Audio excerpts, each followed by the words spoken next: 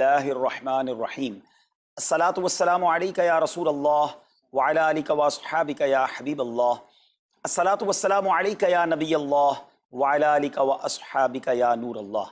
میٹھے میٹھے اسلامی بھائیوں، درود پاک پڑھنے کے بے شمار فضائل و برکات ہیں۔ مصطفیٰ جان رحمت شمع بزم ہدایت صلی اللہ تعالی علیہ وسلم کا فرمان عالی شان ہے کہ جو کوئی شخص مجھ پر ایک بار درود پاک پڑھتا ہے، اللہ تعالیٰ اس پر 10 رحمتیں نازل فرماتا ہے، اس کے 10 گناہوں کو مٹا دیتا ہے اور اس کے 10 درجات کو بلند فرماتا ہے۔ تو سبحان اللہ، ایک درود پاک پر اتنی برکتیں ہیں، تو جو کثرت سے درود پاک پڑھتے ہیں ان کو کتنی برکتیں نصیب ہوتی ہوں گی۔ تو ہم سب کو مل کر کثرت کے ساتھ درود پاک پڑھنے ہیں۔ آئیے مل کر محبت کے ساتھ بآواز بلند درود پاک پڑھ لیں۔ صلو علی الحبیب صلی اللہ تعالی علی محمد صلی اللہ علیہ وسلم۔ میٹھے میٹھے اسلامی بھائیوں، آج جو ہمارا بیان کا موضوع ہے کہ رمضان کا استقبال کیسے کیا جائے، رمضان کی پریپریشن کیسے کی جائے۔ دیکھیں، ہمارے گھر پہ جب کوئی مہمان آتا ہے ہم اس کی تیاری کرتے ہیں، اس کے لیے ہم ایک اچھی یوں سمجھیے کہ پریپریشن کرتے ہیں، اور جیسا مہمان ویسی تیاری۔ جس کے لیے دل میں زیادہ محبت ہوتی ہے اس کے لیے ہم زیادہ تیاری کرتے ہیں۔ تو اب ذرا آپ سوچئے کہ ایسا مہمان جو ہماری مغفرت کروانے آ رہا ہے، ایسا مہمان جو ہمیں بخشوانے آ رہا ہے، تو پھر ہمیں اس کے لیے کتنی کوشش کرنی چاہیے۔ تو آج یہاں پر جو ہم حاضر ہوئے ہیں، اللہ کرے کہ ہم رمضان کا صحیح معنوں میں استقبال کرنے میں کامیاب ہو جائیں۔ رمضان اللہ کا احسان ہے۔ رمضان کی اہمیت کو سمجھنے کے لیے یہی کافی ہے کہ پیارے آقا علیہ الصلوۃ والسلام فرماتے ہیں کہ اگر میری امت کو معلوم ہوتا کہ رمضان کیا ہے تو وہ تمنا کرتے کہ سارا سال ہی رمضان ہو۔ سبحان اللہ، مولا علی شیر خدا کرم اللہ تعالی وجہ الکریم کا یہ قول کتنا نرالا ہے۔ آپ فرماتے ہیں اگر اللہ تبارک و تعالیٰ کو اس امت کو عذاب دینا ہوتا تو اس امت کو رمضان اور سورہ اخلاص عطا نہ فرماتا۔ اس کا مطلب کیا ہوا کہ یہ بخشوانے، عذاب سے بچانے کے لیے آ رہا ہے، رحمتیں برسانے کے لیے آ رہا ہے۔ کاروباری لوگ بھی مجھے سن رہے ہوں گے، جس علاقے میں جس اسٹور پر کوئی ڈسکاؤنٹ ہوتا ہے، کوئی اسکیم ہوتی ہے، فائدہ ہوتا ہے، ہم ادھر پہنچ جاتے ہیں۔ رمضان ایک ایسی اسکیم ہے، رمضان ایک ایسا بینیفٹ دیتا ہے کہ احادیث میں یہ مضمون ہے کہ فرض کا ثواب 70 گنا کر دیا جاتا ہے، نفل کا ثواب فرض کے برابر کر دیا جاتا ہے، شیطان کو بند کر دیا جاتا ہے، جہنم کو تالے لگا دی جاتے ہیں، جنت کے در کھول دیے جاتے ہیں۔ روزہ دار کے منہ سے جو اسمیل آتی ہے، جو بو آتی ہے، بعض اوقات ہم کہتے ہیں یار پیسٹ نہیں کر سکے پورا دن، منہ سے اسمیل آ رہی ہے۔ سنیے، یہ اسمیل جو ہے یہ اللہ کے نزدیک مشک کی خوشبو سے بھی زیادہ بہتر ہے۔ اللہ اللہ، ذرا آپ غور تو کیجئے، ہر سجدے پر 1500 نیکیاں دی جاتی ہیں، ہر سجدے پر سرخ یاقوت کا جنت میں ایک محل بنا دیا جاتا ہے۔ اتنی نیکیاں، پھر وہ کتنا بدنصیب ہے جو رمضان میں بھی عبادت نہ کرے، رمضان میں بھی اللہ کو راضی کرنے میں کامیاب نہ ہو۔ روزانہ افطار کے وقت 10 لاکھ گناہگار بخش دیے جائیں، اور جناب ہر جمعے کو جب رمضان میں جمعہ آئے تو ہر لمحے 10 لاکھ گناہگار بخشے جائیں، تو کروڑوں اربوں لوگوں کی بخشش گویا رمضان میں ہونی ہے۔ تو پھر ہمیں اس کی کیسی تیاری کرنی چاہیے، کتنا ثواب کمانے کے بارے میں سوچنا چاہیے۔ لیکن یہاں ایک اور بڑی امپورٹنٹ بات ہے، ایک تو رمضان میں نیکیاں کرنی ہے، دوسرا بڑا کام یہ کرنا ہے کہ ہمیں رمضان میں گناہوں سے بچنا ہے، کیونکہ عادتیں تو ساتھ ہی لگی ہوئی ہیں نا۔ شیطان بند ہے لیکن ہماری اپنی عادتیں، جس کی روز حرام دیکھنے کی عادت ہے، حرام سننے کی عادت ہے، حرام بولنے کی عادت ہے، ایسا تو نہیں ہوگا نا چاند آتے ہی سارے سوئچ آف ہو جائیں گے، وہ عادتیں ساتھ ہی چل رہی ہوتی ہیں۔ غور کیجئے کہ رمضان میں جو گناہ کرتا ہے نا، اس کا عذاب بھی بڑھ جاتا ہے، اس کی پنشمنٹ بھی بڑھ جاتی ہے۔ یہ ایسے ہی ہے کہ کوئی مسجد کے اندر آ کے گناہ کرے تو آپ کہیں گے نا یار خدا کا خوف کرو، مسجد میں ایسا کام کر رہے ہو۔ کوئی مکہ شریف حرم میں اندر جا کر گناہ کرے تو کتنا شدید ہو جائے گا وہ۔ تو رمضان جب اتنا مقدس مہینہ ہے، اس میں گناہ کرنا، اس کی پنشمنٹ بھی زیادہ ہے۔ ایک بار مولا علی شیر خدا کرم اللہ تعالی وجہ الکریم نے ایک قبر والے کا حال دیکھا، اور دیکھا اس قبر والے پر عذاب ہو رہا ہے، اور وہ چلانے لگا، عرض کرنے لگا اے علی میری مدد فرمائیے، اللہ کی بارگاہ میں سفارش کیجئے۔ مولا علی شیر خدا نے ہاتھ اٹھائے کہ اے مولا اسے بخش دے۔ ارشاد ہوا اے علی اس کی سفارش نہ کریں۔ عرض کی مولا وجہ کیا ہے؟ ارشاد فرمائے رمضان کے روزے تو رکھتا تھا مگر رات گناہوں سے باز نہیں آتا تھا۔ روزے رکھ کر گناہ کرنے والے کو اتنا عذاب، تو جو روزے ہی نہ رکھے، ایسے بھی لوگ ہیں جو رمضان میں روزے نہیں رکھتے۔ پلیز اس کو ایزی نہ لیں۔ ہمیں نہیں معلوم، پتہ نہیں اگلا رمضان پھر نصیب ہوگا کہ نہیں۔ پچھلے رمضان میں کتنے لوگ تھے جو ہمارے ساتھ تھے، اس رمضان میں نہیں ہے۔ اور اللہ پہلے تو ہم یہ دعا کرتے ہیں اللہ ہمیں یہ رمضان بھی عطا کر دے۔ زندگی کا کیا بھروسہ، دنیا کی جو کیفیت آپ کے سامنے ہے کبھی بھی جا سکتے ہیں، تو پھر اس رمضان کو تو سمجھ لیں بس ایک موقع بنا دیں، لائف چینجنگ ایکسپیرینس بنا دیں کہ بس اس میں عبادت کرنی ہے، اس میں خوب سجدے کرنے ہیں، اس میں روزے رکھنے ہیں، اس میں تراویح پڑھنی ہے، اس میں گناہ نہیں کرنے ہیں۔ اور آئیے میں آپ کو بتاتا ہوں کہ نبی پاک صلی اللہ تعالیٰ علیہ وسلم رمضان کیسے گزارتے تھے۔ ایک مسلمان کے لیے اس سے بہترین رول ماڈل کیا ہوگا کہ رمضان میرے آقا کیسے گزارتے۔ تو مختلف احادیث کا جو سمری ہے وہ یہ ہے کہ نبی پاک علیہ السلام عبادت میں کمر بستہ ہو جاتے، بستر پر کم تشریف لاتے۔ بی بی عائشہ فرماتی ہیں کہ نبی پاک کے چہرے کا رنگ بدل جاتا تھا، متغیر ہو جاتا۔ کیوں؟ کہ نبی پاک پر خوف خدا طاری ہوتا، آپ گر گڑاتے، آپ رات بھر التجائیں کرتے۔ میرے آقا رو رو کر دعاؤں میں رمضان گزارے، چہرے کا رنگ بدل جائے۔ اور یہاں کچھ لوگ تو وہ ہیں کہ جن کا وزن ہی بڑھ جاتا ہے رمضان میں، اتنا کھانا کھانا ہے، سحری میں زیادہ کھانا ہے کہ سارا دن بھوکا رہنا ہے، افطار میں اس لیے زیادہ کھانا ہے کہ پورا دن بھوکا رہے تھے، پھر رات کو 2-3 بار مزید کھانا ہے کیونکہ کل روزہ رکھنا ہے۔ تو رمضان فوڈ فیسٹیول نہیں ہے، رمضان عبادت کے لیے آیا ہے۔ لوگ تیاری کر رہے ہوں گے بھی رمضان کی، وہ کیا کر رہے ہوں گے کہ افطار میں کیا پکانا ہے، سحری میں کیا پکانا ہے، کون سا آئٹم شارٹ ہے۔ نہیں میرے بیچ اسلامی بات، یہ جو بھوک کا احساس ہے نا روزے میں، اس کی حکمت علماء نے بیان کی ہے کہ بھوک غربت کا احساس دلاتی ہے، فقیری کا احساس دلاتی ہے، بندے کا غرور تکبر بیٹھ جاتا ہے، کتنے نقاہت میں آ جاتے ہیں ہم، ہمت ہی نہیں ہوتی کوئی کام کرنے کی۔ تو یہ احساس دلاتی ہے کہ تیری اوقات کیا ہے، غریب کیسے زندگی گزارتا ہے، فقیر کیسے زندگی گزارتا ہے۔ لیکن کچھ لوگ وہ ہیں جن کو بھوک ہی نہیں لگتی کیونکہ وہ اتنا کھا لیتے ہیں یا پھر سوتے ہی رہتے ہیں۔ روزے کی حکمت یہ نہیں ہے، نبی پاک آنسو بہاتے تھے، آقا کا چہرے کا رنگ بدل جاتا۔ اور پھر بتایا کہ رمضان میں جب جبریل امین نبی پاک علیہ الصلوۃ والسلام کے پاس آتے تو آقا علیہ الصلوۃ والسلام ان کے ساتھ قرآن پاک کا دور فرماتے۔ اور پھر ایک اور نبی پاک کا خوبصورت انداز کہ پیارے آقا ویسے تو سب سے بڑھ کر سخی ہیں، مگر جب رمضان آتا تو نبی پاک کا دریائے سخاوت ایسے بہتا تھا جیسے تیز آندھی، بلکہ اس سے بھی زیادہ۔ اللہ اللہ، یہ 3-4 چیزیں آپ نے میں نے پکڑ لینی ہیں۔ آقا علیہ الصلوۃ والسلام کے پیچھے پیچھے جانا نا جنت میں، ہم نے بھی یہ کام کرنا ہے۔ یہ راتیں مانگنے کی راتیں ہیں، التجا کرنے کی راتیں، سجدے کرنے کی راتیں ہیں۔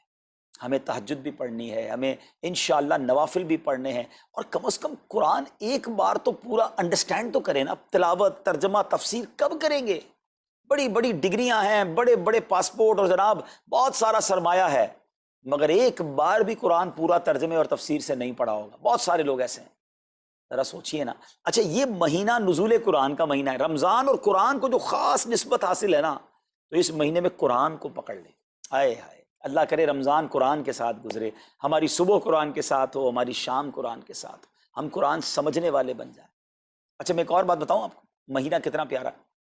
صرف اس مہینے میں قرآن نازل نہیں ہوا، باقی بھی جو 3 آسمانی کتابیں ہیں نا، زبور، انجیل، توریت، یہ بھی رمضان میں ہی نازل ہوئی ہیں۔ اللہ کریم نے ان تمام مبارک کتابوں کو نازل کرنے کے لیے رمضان کا مہینہ منتخب فرمایا۔ اتنا مبارک مہینہ ہے تو ہمیں خوب اس میں تلاوت قرآن کرنی۔ اور اب دعوت اسلامی نے کتنا آسان کر دیا، تفسیر قرآن عطا فرما دی، صراط الجنان آسان اردو میں، اور پھر جناب اس کو اپلیکیشن پر بھی دے دیا، اس کے PDF بھی جاری کر دیے، ڈاؤن لوڈ کر لیں موبائل میں۔ اب تو آڈیو تفسیر قرآن بھی آپ کو دے دی۔ اگر پھر بھی سنیں نہ، پڑھیں نہ، قرآن سے دور رہیں تو یہ ٹھیک نہیں ہے۔ پلیز اس رمضان کو قرآن کے ساتھ گزاریے۔ اور پھر جو نبی پاک کا یہ جو سخاوت والا انداز ہے نا، صدقہ و خیرات کرنا، ہر سائل کو عطا فرماتے، تو یہ بھی ہمارا ایٹیٹیوڈ ہونا چاہیے کہ خوب دل کھول کر خرچ کریں۔ سب سے پہلے اپنی پوری زکوٰۃ ادا کریں۔ یہ اتنی بڑی اب بدقسمتی ہوتی جا رہی ہے، ایسا فیل ہوتا ہے دنیا بھر کے تاجران اور لوگوں سے جب ہم ملتے ہیں کہ جس طرح رمضان کے علاوہ بہت تھوڑی تعداد میں مسلمان نماز پڑھتے ہیں نا 5 ٹائم، ایسا لگتا ہے اب زکوٰۃ بھی بہت کم لوگ ہی دیتے ہیں، پوری زکوٰۃ نہیں دیتے، اندازے سے نکال دی، کیلکولیشن کرتے نہیں ہیں۔ اور یہ بھی فیلنگز آتی ہیں کہ زکوٰۃ جتنی بڑھتی جاتی ہے نا، ہزاروں میں جس کی زکوٰۃ ہے وہ دے دیتا ہے، لاکھوں والا بھی شاید دے دیتا ہے، لیکن جب زکوٰۃ ہی کروڑوں میں پہنچ جاتی ہے نا، تو پھر یہ دل پر بھار پڑنا لگ جاتا ہے، ڈیفیکلٹ لگنا شروع ہو جاتی ہے۔ بندہ یہ کیوں نہیں سوچتا کہ اگر اللہ پاک نے مجھ پر لاکھوں میں زکوٰۃ ہے تو اللہ نے کروڑوں دیے تو لاکھوں میں زکوٰۃ ہے نا، اگر کروڑوں میں زکوٰۃ ہے تو اربوں ہیں تو کروڑوں میں زکوٰۃ ہے نا۔ زکوٰۃ کتنی ہے؟ ضروریات زندگی کی تمام چیزوں سے فارغ ہونے کے بعد جو مال تجارت، سونا چاندی، کیش یا پرائز بانڈ، یہ جو اس کی تفصیلات ہیں، اس پر 2.5% ہے۔ میں ایک اور لاجک سے آپ کو بات سمجھاؤں، اگر اس لاجک سے سمجھیں تو زکوٰۃ تو 1-1.5% بنتی ہے۔ وہ کیسے؟ ہم سب کے گھر نکل گئے، اس پہ زکوٰۃ نہیں ہے۔ ہماری گاڑیاں نکل گئیں اس پہ زکوٰۃ نہیں ہے، جن کی فیکٹریاں ہیں وہ فیکٹریاں بھی مائنس کر دی گئیں، جن کی دکانیں ہیں وہ دکانیں بھی مائنس ہو گئیں۔ اچھا جناب اس کے علاوہ اگر کرائے پہ کچھ پراپرٹی دی ہوئی ہے اس پر زکوٰۃ نہیں ہے۔ اگر ان سب پر زکوٰۃ ہوتی، یعنی جو کچھ میرے پاس ہے ان سب پر ہوتی تو کتنی زیادہ ہو جاتی، اور اتنی ساری چیزیں نکل گئیں تو پھر تو اگر ٹوٹل پر لگائیں تو یہ 1.5% ہی بنتا ہے۔ تو اب جب سب کچھ نکالنے کے بعد تھوڑے سے مال پر 2.5% ہے اور بھی سال میں ایک بار ہے، تو اس کو بھاری نہ سمجھیں، یہ بربادی ہے جو زکوٰۃ نہیں دیتے۔ یاد رکھیے گا حدیث پاک کا مضمون ہے کہ یہ مال کا میل ہے، جس مال سے مل جائے اس مال کو بھی برباد کر دیتا ہے۔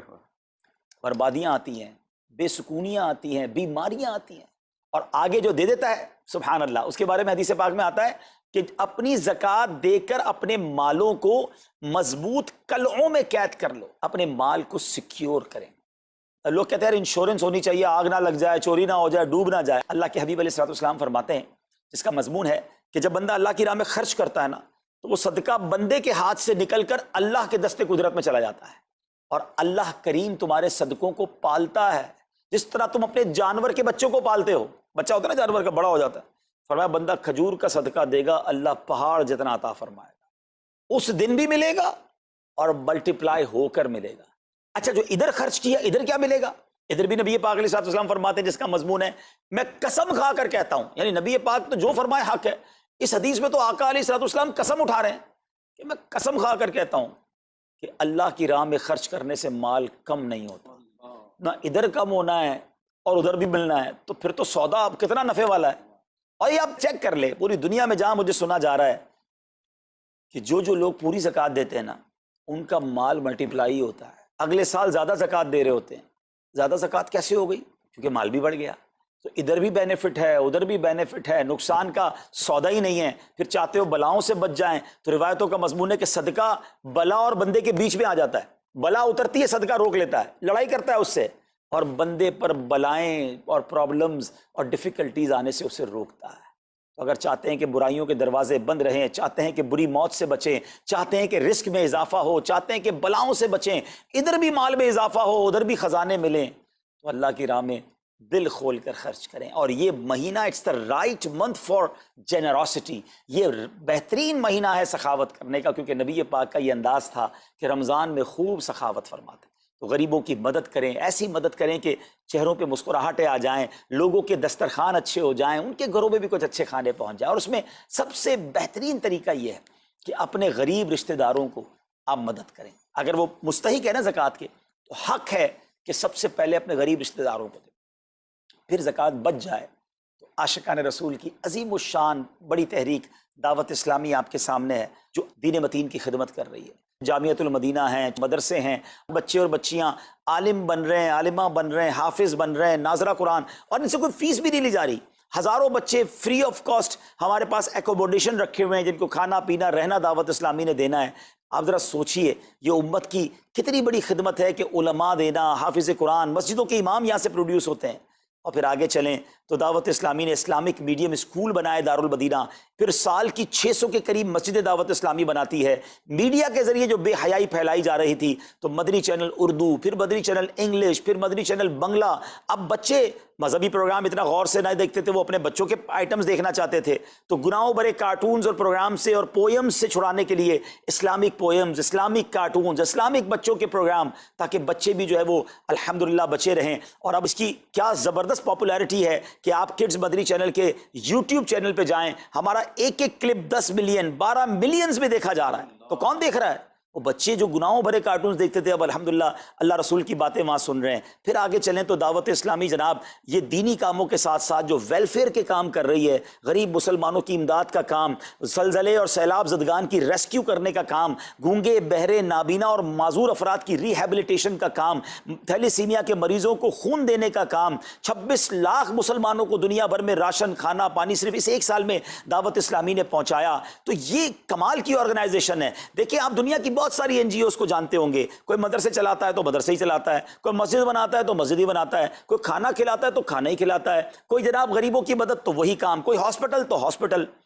دعوت اسلامی ان ون امبریلا اتنے ساری ڈائیورسٹی کے ساتھ جو دین کی خدمت کر رہی ہے، دنیا میں اس کی مثال نہیں ملتی ہے۔ لاکھوں لوگوں کو دین بھی سکھایا جا رہا ہے، غیر مسلموں کو مسلمان بھی بنایا جا رہا ہے، بے عملوں کو باعمل بنایا جا رہا ہے، بے پردہ خواتین کو با پردہ بنایا جا رہا ہے، بے نمازیوں کو نمازی بنایا جا رہا ہے، ماں باپ کے نافرمان فرما بردار ہو رہے ہیں، شراب اور نشے کے عادی چھوڑ کر نمازی بن رہے ہیں، تو جہاں مریض ہیں ان کو خون بھی دیا جا رہا ہے، گھر میں بیٹھ کر میڈیا کے ذریعے اور سوشل میڈیا کے ذریعے لوگوں تک دین پہنچایا جا رہا ہے۔ تو یہ کمال کی ڈائیورسٹی ہے۔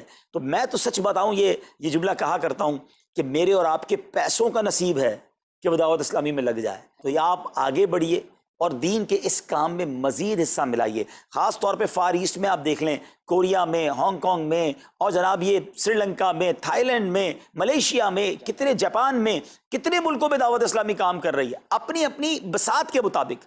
اور لیکن ابھی مزید ادارے بنانے ہیں، ہمیں ان ملکوں میں بھی بنانے ہیں، ان ملکوں میں بھی آگے بڑھنا ہے۔ تو اگر آپ بھی چاہتے ہیں کہ میرے آقا کے عشق کا پیغام، سنت رسول کا پیغام، مسلک اعلیٰ حضرت کا پیغام، نبی پاک کے دین کا پیغام پوری دنیا میں پھیلے، تو وی ہیو ٹو سپورٹ دعوت اسلامی، نہ صرف فائنینشلی، پریکٹیکلی بھی۔ ہمیں آپ بھی چاہیے، خود حصہ ملائیں نا۔ سیدنا عثمان غنی رضی اللہ تعالیٰ عنہ نے صرف مال نہیں دیا تھا، آپ پریکٹیکلی بھی نبی پاک کے ساتھ شریک ہوتے تھے نا۔